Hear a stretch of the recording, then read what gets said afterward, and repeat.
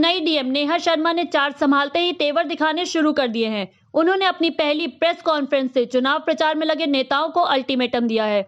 उन्होंने कहा कि कोई भी नेता अगर आचार संहिता का उल्लंघन करेगा तो उस पर गाइडलाइन के अनुसार कार्यवाही की जाएगी।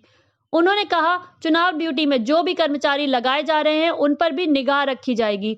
बता दें, कानपुर में 30 टीमें बनाई गई हैं। दोनों एक साथ चल रहे हैं जी, और 25 तारीख के बाद गतिविधि इसकी तेज हो जाएगी इलेक्शन की।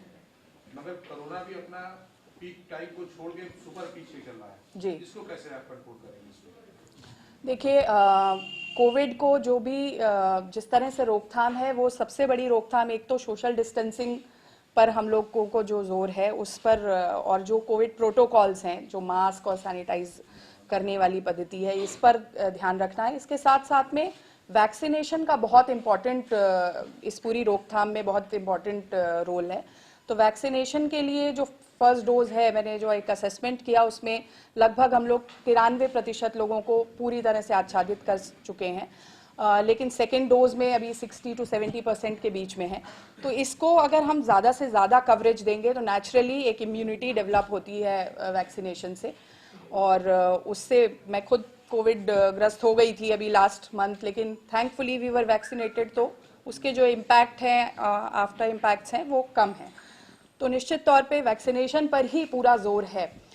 और इलेक्शन कमीशन ने भी कोविड प्रोटोकॉल के तहत रैलियों पर प्रतिबंध लगाया हुआ है, वर्चुअल रैलीज को उसमें प्राथमिकता दी है। तो उन चीज़ों पर भी हम लोगों को सघन मॉनिटरिंग रखनी है कि इस प्रोटोकॉल का उल्लंघन अगर कोई कर रहा है तो वो कमीशन पे रिपोर्ट हो और उसमें जो भी कार्रवाइयाँ हों वो एक कड़ाई से उनका कार्रवाई। पहले भी डीएम साहब जो थे उन्होंने चुनाव की पहले प्रेस कॉन्फ्रेंस की थी, कहा था किसी भी आचार संहिता नहीं तोड़ी जाएगी, लेकिन पिछले 15 दिन से उसमें कम से कम 1 दर्जन से ज्यादा नेताओं की इस तरह से मीटिंग हुई, सभाएं हुई और लेके दौड़ रहे। प्रभावी कार्रवाई जब मीडिया में, सोशल मीडिया में चलता है उसके बाद हो रही है, तो इसके बाद कोई सख्त आदेश, कोई नहीं, बिल्कुल नेचुरली एक प्रोएक्टिव मेजर हमें लेना की आवश्यकता है। आप लोग हमारा फीडबैक मैकेनिज्म है, डेफिनेटली मैं इस बात को अपलॉड करूंगी कि आपके माध्यम से सूचना मिलती है, लेकिन प्रोएक्टिव मैकेनिज्म को और सुदृढ़ करने की ज़रूरत है। हमारी जो अपनी मशीनरी है वो सेंसिटाइज हो कि अगर इस तरह का कोई उल्लंघन पाया जाता है तो चाहे वो उल्लंघन किसी के भी द्वारा किया जा रहा हो, इसमें कोई भी कोताही ना बरती जाए, कि एक्शन जो है वो देन एंड देयर हो।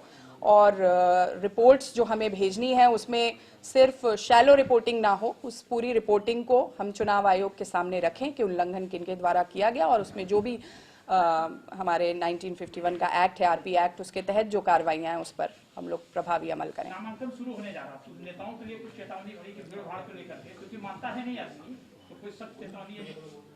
देखिए, नामांकन 25 तारीख से जनपद में शुरू है, और अभी कल मैं नॉमिनेशन जहां पर होने हैं वहां क्या बैरिकेडिंग है, क्या व्यवस्थाएं हैं, उसका भी एक विजिट प्लान कर रही हूं।